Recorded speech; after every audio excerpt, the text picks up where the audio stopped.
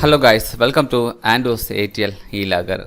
இந்த வீடியோவில் நீங்கள் பார்க்கக்கூடியது எப்படி ஒரு ஜிஎஸ்எம் மோடத்தை நம்ம டெஸ்ட் பண்ணணும். எல்லாருமே ஜிஎஸ்எம் மோடம் யூஸ் பண்ண பழகியிருப்பீங்க. மேபி ஒரு சிலருக்கு புதுசாக ஜிஎஸ்எம் மோடம் வாங்குவீங்க. அப்படி வாங்கும்போது இந்த ஜிஎஸ்எம் மோடத்தை நம்ம டேரெக்டாக எப்படி ஒரு பிசியில் கனெக்ட் பண்ணிட்டு நாம் ஏடி கமெண்ட்ஸ் மூலமாக இதை கண்ட்ரோல் பண்ணலாம் அப்படிங்கிறதான் ஃபுல்லுமே பார்க்க போகிறோம். ஏன்னா ஒரு பிகினராக இருக்கவங்களுக்கு இது ரொம்ப ரொம்ப அத்தியாவசியமானது. ஏன்னா இதில் உள்ள அட்வான்டேஜஸ் என்ன அப்படின்னு பார்த்தாச்சுன்னா, இந்த மோடம் ஜென்ரலாக நல்லா ஒர்க் ஆகுதா அப்படிங்கிறத பார்த்துக்கலாம். ஏடி கமெண்ட்ஸ் மூலமாக இதோட பாட் ரேட் எல்லாத்தையும் கான்ஃபிகர் பண்ணலாம். இந்த மாதிரி மல்டிபிள் பர்பஸ் இருக்குது. ஸோ நம்ம டேரெக்டாக கான்செப்ட்டுக்கு போயிடும். பட் அதுக்கு முன்னாடி நீங்கள் இதுவரைக்கும் நம்ம சேனல் சப்ஸ்கிரைப் பண்ணனா மறக்காமல் சப்ஸ்கிரைப் பட்டனை கிளிக் பண்ணுங்கள். அதுக்கு பக்கத்தில் இருக்கக்கூடிய பெல் ஐக்கானை கிளிக் பண்ணி பர்சனலைஸில் ஆல் கொடுங்க. அப்படின்னு தான் நாம் போடக்கூடிய எல்லா வீடியோவுமே உங்களுக்கு சேரும் நோட்டிஃபிகேஷனில். ஸோ டேரெக்டாக கான்செப்ட்டுக்கு போயிடுவோம். ஃபஸ்ட்டு நாம் இதை சீரியல் கம்யூனிகேஷனில் நாம் செக் பண்ணுறதுக்காக புட்டி சாஃப்ட்வேர் டவுன்லோட் பண்ணோம். இது ஒன்றுமே இல்லைங்க, நம்மளோட சீரியல் டெர்மினல் விண்டோ தான். ஸோ இதில் பார்த்தீங்கன்னா putty.org போங்க. இதில் you can download Buti here இருக்கும், கிளிக் பண்ணிக்கோங்க. ஸோ இது ரொம்ப யூஸ்ஃபுல்லாக இருக்கும். நீங்கள் உங்களோட சிஸ்டம் 32-bit OSனா இதை கிளிக் பண்ணுங்கள்.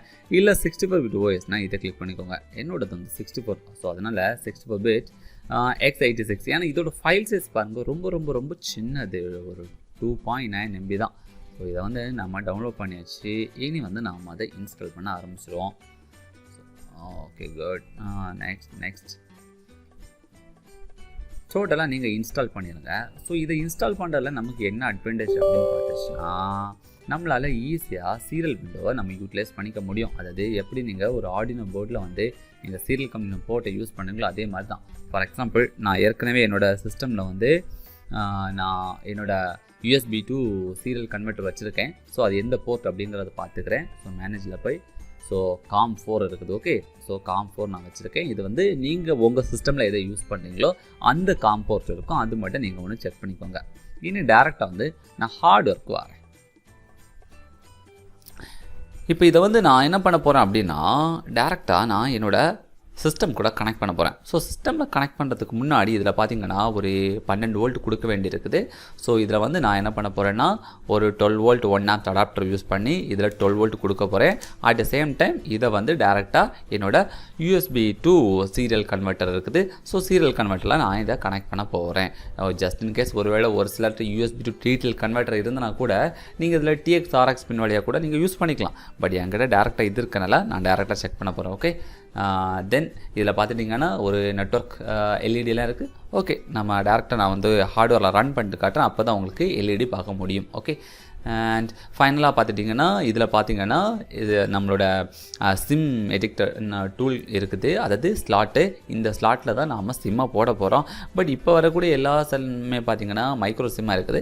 பட் நம்ம ஒரு அட்ஜஸ்ட்மெண்ட்டில் இதில் நம்ம போட்டுக்கலாம். இல்லைனா நீங்கள் இன்கேஸ் உங்கள்கிட்ட மைக்ரோ சிம் இல்லைனா நேனோ சிம் இருக்குன்னா அதுக்கேற்ற மாதிரி நீங்கள் ஒரு அடாப்டர் வாங்கிட்டால் போதும். மார்க்கெட்டில் அவைலபிள் தான். கரெக்டாக போட்டு நீங்கள் இதில் இன்ஸ்டால் பண்ணிக்கலாம். ஓகே, ஸோ டேரெக்டாக நான் உங்களுக்கு இதை இன்டர்ஃபேஸ் பண்ணிட்டு எப்படி ஏடி கமாண்டில் நம்ம ரன் பண்ணோம் அப்படிங்கிறத நான் காட்டி தரேன். ஸோ கேமராவை நான் திருப்ப போகிறேன். ஸோ இப்போ நம்ம என்ன பண்ண போகிறோம் அப்படின்னு பார்த்துச்சுன்னா, டேரெக்டாக என்னோடய ஹார்ட்வேரை இன்டர்ஃபேஸ் பண்ணியிருக்கேன். ஸோ இப்போ ஹார்ட்வேரில் நீங்கள் பார்த்துட்டிங்கன்னா நான் GSM மோடத்தை நான் பின்னாடி போட்டிருக்கேன். ஸோ அதுக்கப்புறமா பார்த்தீங்கன்னா 12 வோல்ட் பவர் சப்ளை கொடுத்துருக்கேன். நான் USB to serial converter convert பண்ணியிருக்கேன். இப்போ நீங்கள் இங்கே பார்த்தீங்கன்னா ஒரு எல்இடி ஸ்லோவாக பிளிங்க் ஆகுது பாருங்கள். இந்த எல்இடி இந்த மாதிரி ரொம்ப ஸ்லோவாக பிளிங்க் ஆச்சுன்னா தான் உங்களுக்கு டவர் கிடைக்குதுன்னு அர்த்தம். ஒருவேளை ரொம்ப ஃபாஸ்ட்டாக இப்படி பிளிங்க் ஆகிட்டே இருந்துச்சுன்னா உங்களுக்கு டவர் இன்னும் கிடைக்கல அப்படின்னு அர்த்தம். ஓகேயா, ஸோ அதனால் ஸ்லோவாக பிளிங்க் ஆகுதுன்னு செக் பண்ணிக்கோங்க. பவர் எல்இடி ஆஸ் யூஷுவல் ஆனில் இருக்கணும். ஸோ இது முடிச்சதுக்கப்புறமா நேராக பிசி வந்துடுங்க. பிசி வந்த உடனே ஏற்கனவே புட்டி நம்ம இன்ஸ்டால் பண்ணியாச்சு. ஸோ இதில் புட்டின்னு நீங்கள் டைப் பண்ணுங்கள். ஏன்னா நம்மளோட அப்ளிகேஷன் வந்துடுச்சு. ஸோ இதில் பார்த்தீங்கன்னா சீரியல் இதை செலக்ட் பண்ணணும். செலக்ட் பண்ணதுக்கு அப்புறமா பார்த்துட்டிங்கன்னா நாம் இதில் COM போர்ட் 4, அதாவது என்னோடய பிசியில் 4, நீங்கள் உங்களோட பிசியில் என்ன இருக்கோ அதை நீங்கள் செக் பண்ணி பார்த்துக்கோங்க. ஓகே, ஸோ ஓப்பன் கொடுத்துக்கோங்க. புட்டி ஓப்பன் ஆகிடுச்சு. என் ஹார்ட்வேரும் கனெக்ட் ஆகிருக்கு. இப்போ நான் 18 டைப் பண்ணிவிட்டு என்டர் அடிக்கணும். என்டர் அடிக்கும்போது ஓகேன்னு வந்துச்சுன்னா உங்கள் மோடம் பர்ஃபெக்டாக இருக்குன்னு அர்த்தம். அந்த 80 அப்படின்னா என்னென்னா அட்டென்ஷன் கமாண்ட்ஸ்.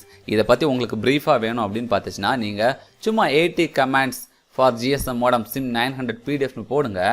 இதில் வந்து ஸ்பார்க் ஃபன்னோட PDF இருக்குது பாருங்கள். இதுக்குள்ளாடி ஏகப்பட்ட AT கமெண்ட்ஸ் என்னென்ன கமெண்ட் உண்டு அப்படிங்கிறத இங்கே நீங்கள் படிச்சுக்கலாம். பட் பேசிக்காக நாம் வந்து ஒரு மோடத்தை செக் பண்ணுறதுக்கு இது பெட்டராக இருக்கும். AT கொடுத்தாச்சு. அடுத்தது ATE 0 கொடுத்தாச்சுன்னா அதாவது எக்கோவை 0 பண்ணணும். நீங்கள் ஒரு மைக்ரோ கண்ட்ரோல் கூட இதை இன்டர்ஃபேஸ் பண்ணிங்கன்னா 0 கொடுக்கணும். ஆனால் இங்கே கொடுத்தா என்ன ஆகும்னா அடுத்தது நாம் டைப் பண்ணிட்டு ஓகே கொடுத்தா என்ட்ரு அடிச்சாச்சுன்னா அந்த டைப் பண்ணுறது தெரியாது. அதனால சிஸ்டமில் நீங்கள் செக் பண்ணும்போது ATE 1 அடித்து என்டர் அடிங்க. ஓகேயா? அப்போ நீங்கள் டைப் பண்ணுறது கண்ணுக்கு தெரியாது, ஆனால் ஓகே நமக்கு ரெஸ்பான்ஸ் கிடச்சிட்டு இருக்கோம். ATE 1 அடித்து ஓகே வந்துடுச்சுன்னா நீங்கள் அடுத்த போகிறது எல்லாமே கரெக்டாக இருக்கும். இப்போ ATE 1லாம் ஓகே ஆயிடுச்சு. அடுத்தது 80. இப்போ நான் மறுபடியும் 80 கொடுக்குறேன். பார்த்தீங்களா பர்ஃபெக்டாக 80 டைப் ஆகுது. அதனால தான் ATE 1 எப்பவும் கொடுக்கணும். ஆனால் கண்ட்ரோலருக்கு ப்ரோக்ராம் எழுதும்போது ATE 0 கொடுக்கணும். அடுத்தது AT + CMGF = 1. இது என்ன அப்படின்னு பார்த்தோன்னா நாம் SMS அனுப்பணும். SMS செக் பண்ணி பார்க்கணும்னா டெக்ஸ்ட் மோடை கான்ஃபிகர் பண்ணணும். அதுக்காக தான் இந்த டெக்ஸ்ட் மோட் AT + CMGF = 1. அடுத்ததாக பார்த்துட்டிங்கன்னா AT + CMGS = இதில் தான் நம்ம ஃபோன் நம்பர் கொடுக்கணும்.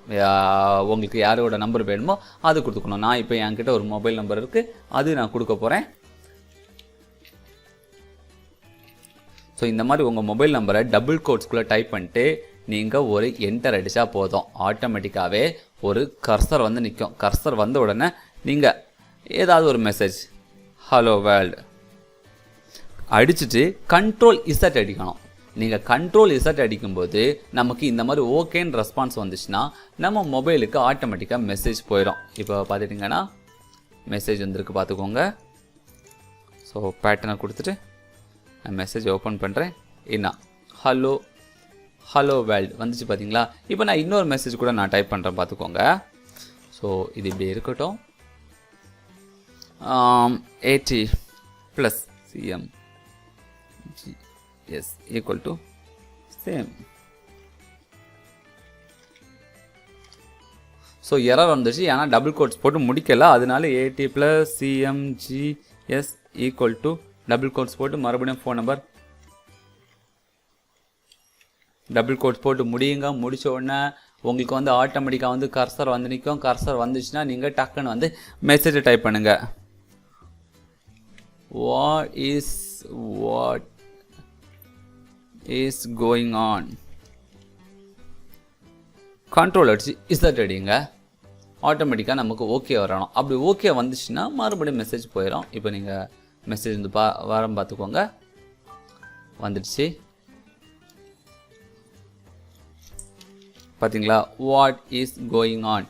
ஸோ இதில் பார்த்தீங்கன்னா ஒரு 3A வந்து மேலே வந்து கோட்ஸ் போட்டு விழுந்திருக்கு பார்த்தீங்களா? ஸோ இது என்ன ரீசன் அப்படின்னா, புட்டியை பொறுத்த வரைக்கும் நம்ம ஒரு விஷயத்தில் டைப் பண்ணிட்டோன்னா அதுக்கப்புறம் டெலீட் பண்ணலாம், அது போகாமல் இருக்கும். அது ஒரு சின்ன ஒரு இஷ்யூ. இப்போ நீங்கள் கமெண்ட் அடிக்கும்போது கூட நீங்கள் தப்பாக கமெண்ட் டைப் பண்ணிட்டீங்க அப்படின்னா நீங்கள் பேக் ஸ்பேஸ் அடித்து திருப்பி என்ட்ரு அடித்தாலும் உங்களுக்கு எரர் தான் வரும். அதனால அந்த விஷயத்தை கொஞ்சம் கவனமாக பார்த்துக்கணும். பட் ஃபர்தரான விஷயங்கள் இவ்வளோ தான். நீங்கள் ரொம்ப சிம்பிளாக ரொம்ப சிம்பிளாக நீங்கள் வந்து உங்களோட GSM மோடத்தை இந்த மாதிரி நீங்கள் டெஸ்ட் பண்ணுங்கள். கமெண்ட்ஸை வந்து AT கமெண்டை நீங்கள் பாஸ் பண்ணுங்கள். என்னென்ன கமெண்ட் அப்படின்னு பார்த்தீங்கன்னா ரொம்ப சிம்பிளாக நான் உங்களுக்கு டைப் பண்ணி நான் சொல்லித்தரேன். என்னெல்லாம் அப்படின்னு பார்த்தீங்கன்னா AT comments. So AT first கொடுக்கணும்.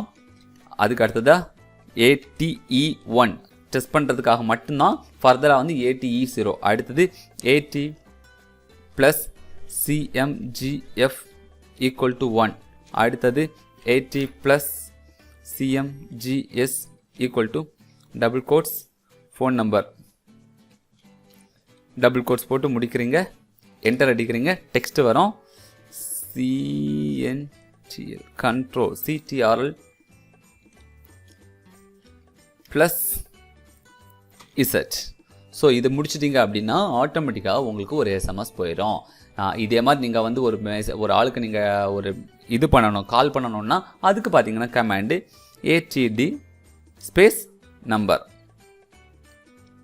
ஸோ ஏடிடிங்கிற கமாண்டை வச்சுக்கிட்டு கூடவே உங்களோட ஃபோன் நம்பரை நீங்கள் கொடுத்தீங்க அப்படின்னா ஆட்டோமேட்டிக்காக கால் போக ஆரம்பிச்சிடும்.